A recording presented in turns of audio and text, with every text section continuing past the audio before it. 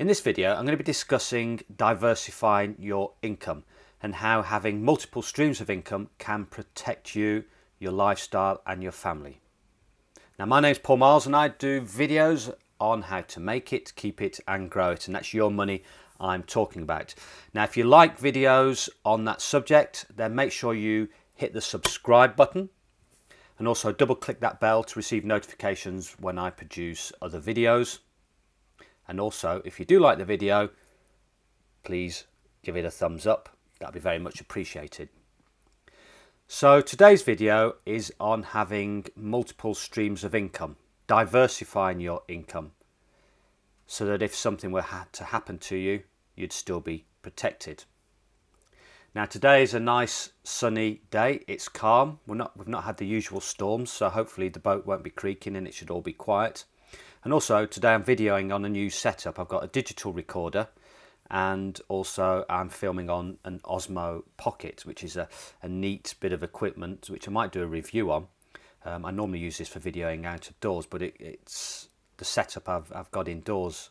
It's quite a neat little setup. So hopefully it all works okay and the quality is good of both the sound and the video. So let's get down to diversifying your income.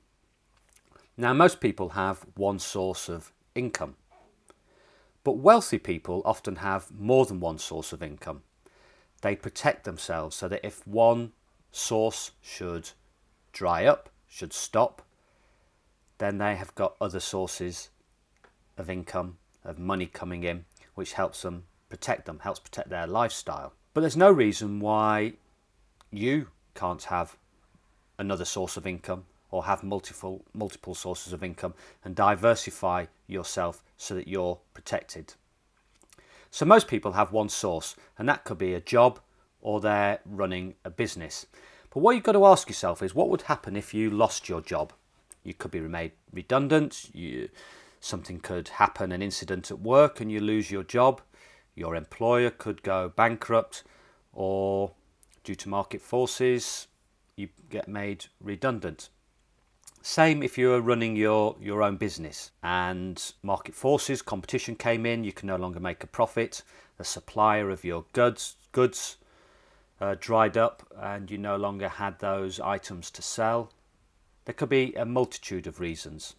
What would happen? Would it be a threat to your lifestyle? Would you still be able to send your children to the same school? What would happen to your healthcare? Would your house, your home be under threat if you've got a mortgage and you can't meet those mortgage repayments? So what would happen if you had another source of income?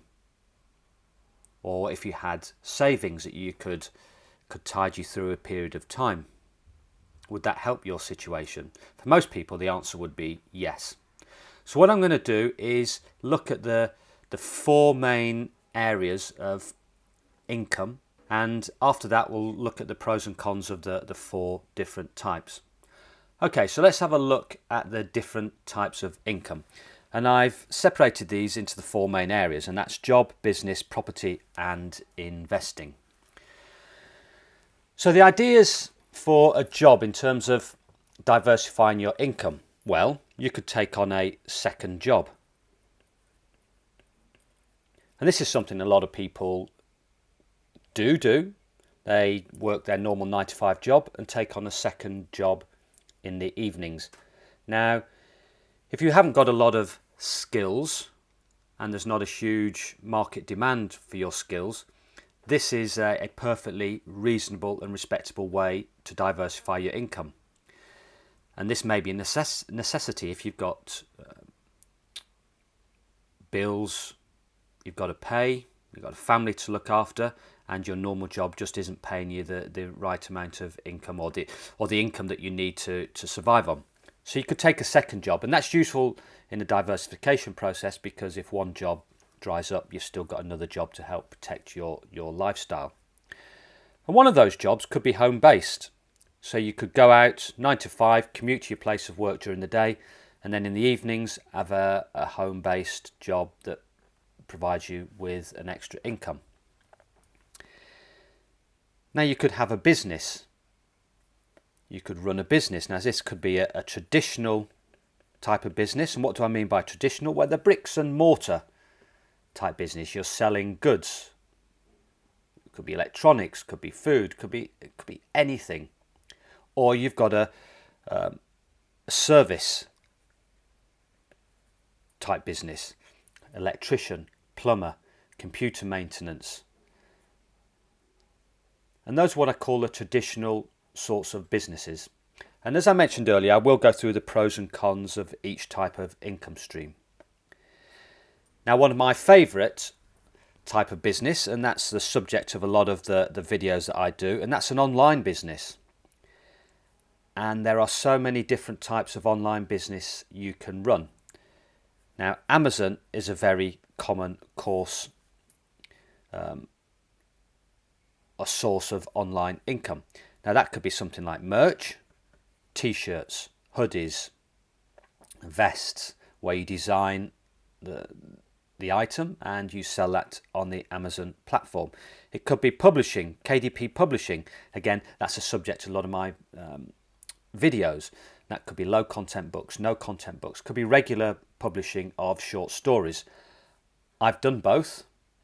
I've sold short stories and I do at present the low content books. It could be an FBA business on Amazon. Now, FBA stands for Fulfillment by Amazon, and that's where you sell physical items on Amazon. So you would buy items or create an item, have an item manufactured, and you send it off to Amazon, and Amazon do all the fulfillment. They collect payment, they send the item out to the customer, and at the end of each time period, usually a month, you will then get the income from that item. And they take a fee for this, obviously. And again, this is a business I've done with children's toys and books, used books in particular. And the used book market is quite a popular and lucrative business to get into. But that's just an example. There's affiliate marketing. And this is where you might have a website or a YouTube channel and you sell somebody else's goods. Now, this could be a physical product or it could be an electronic product such as a course. Amazon run an affiliate program. So what would happen is you might have a website, a podcast, a YouTube channel, and you have a link that sends potential customers to that product, say on Amazon. Then if somebody buys that product, you then get a commission. And I think the average commission on Amazon is about 4%. Or you could get a recurring commission if it's a subscription type product that you've sold to someone. There's eBay. And that could be flipping goods, things like garage sales. Or importing goods. Again, this is a business that I've done. I imported goods from China and sold them on eBay for a profit. Garage sales are a great source of items to sell, and also thrift stores. You can buy goods and sell them for profit on eBay. Now, there's having a YouTube channel, and this is something I'm trying to do at the moment. So you can get income from that by advertising revenue. So when someone watches a video, you get a revenue from YouTube. Or, as I mentioned earlier, it could be affiliate sales. So if you've got a list of goods at the end of a video, people click on those links and they can buy the good and you receive a commission. You could have a podcast and receive income from advertising, or again, affiliate sales. Or you could create your own website. Create an email list. On that website you could sell goods that you've made yourself, goods that you've imported, goods that you've had manufactured. Again, you could have affiliate sales, you can have advertising on your site, and you can get sponsorship also on your site. Now, one that I particularly like, I've not tried, is Fiverr. And if you've got a skill, it could be a skill with something like Photoshop, Illustrator, video editing, or even a non-electronic skill such as voiceover acting. You can create an income off Fiverr by providing those services, and people will pay you for those services. It's hard work, but I know there are people that are making very good income, and it's a quick income. You don't need to be setting up websites. You don't need any programming skills. You could really get going on that straight away, particularly if it's a skill that's in demand. Okay, so another form of income that could be part of your portfolio of diverse incomes is property. And that would be investing and renting property. And this could be domestic or commercial real estate property.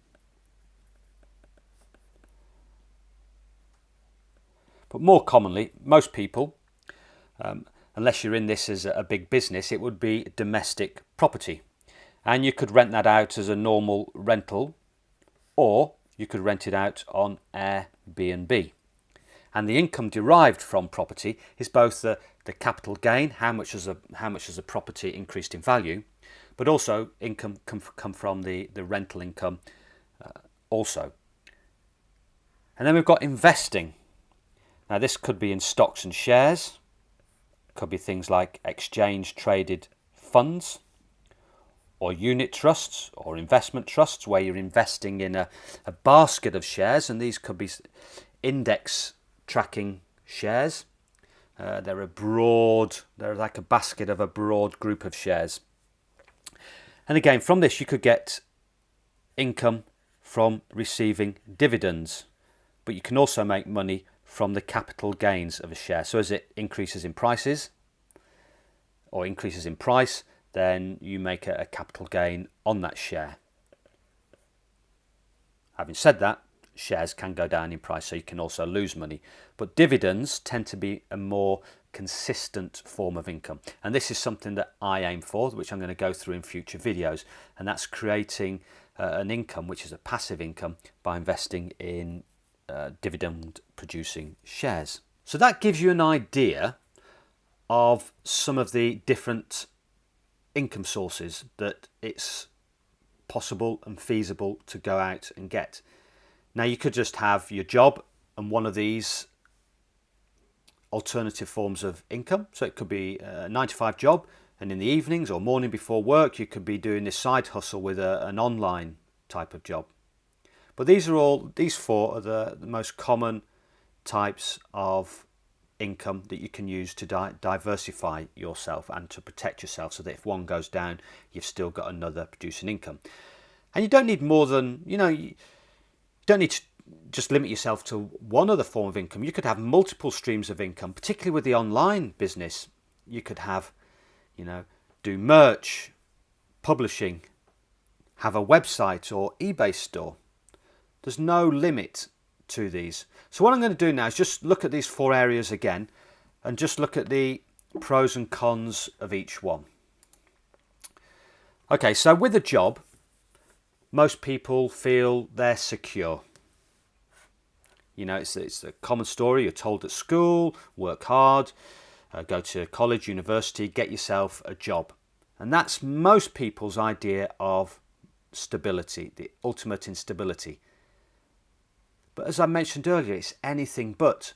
In fact, it's probably more risky than entrepreneurship, because entrepreneurs tend to have more than one source of income, whereas people with a job will just have that one source of income.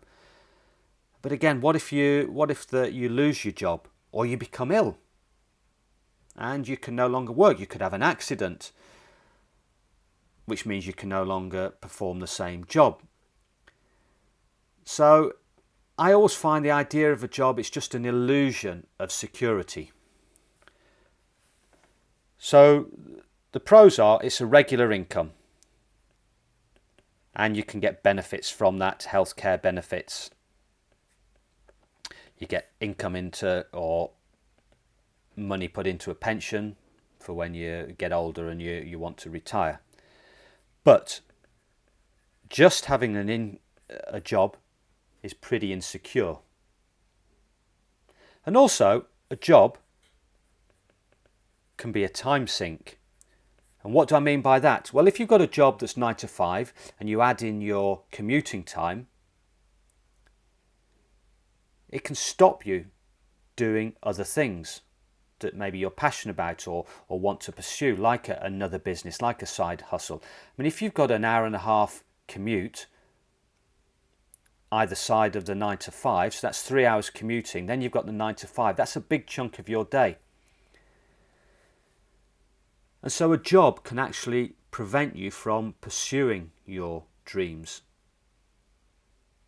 And so it keeps you into this one source of income, which, as I've said, is quite risky, although traditionally people think of it as being incredibly secure.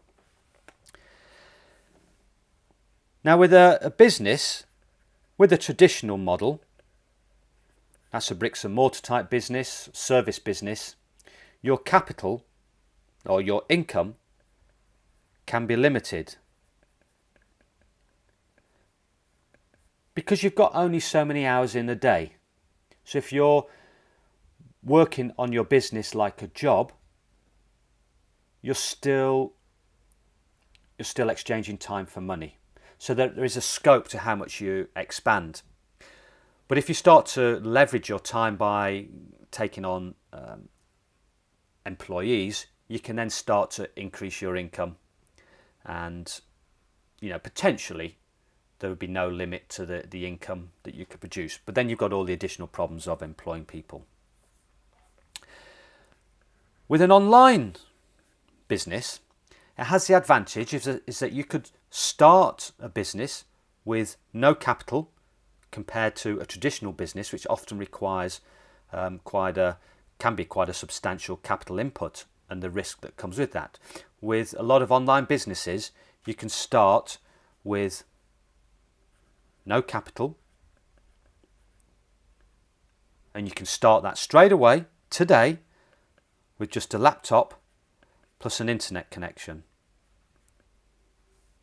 So this is a very convenient, quick business to get underway with very little risk. So you could start with, say, Merch by Amazon and designing some t-shirt designs, thinking up some funny puns, doing a bit of research and creating merch straight away with the possibility of getting an income pretty quickly. You could start an eBay business with items around the home, or you could start going to garage sales. Requires a little bit of capital, but again, can be started quickly and easily. The disadvantages of an online business, though, is that there is a learning curve. You've got to learn some skills to be able to start an online business. Very minimal skills, but there's a huge free resource out there, and it's called Google.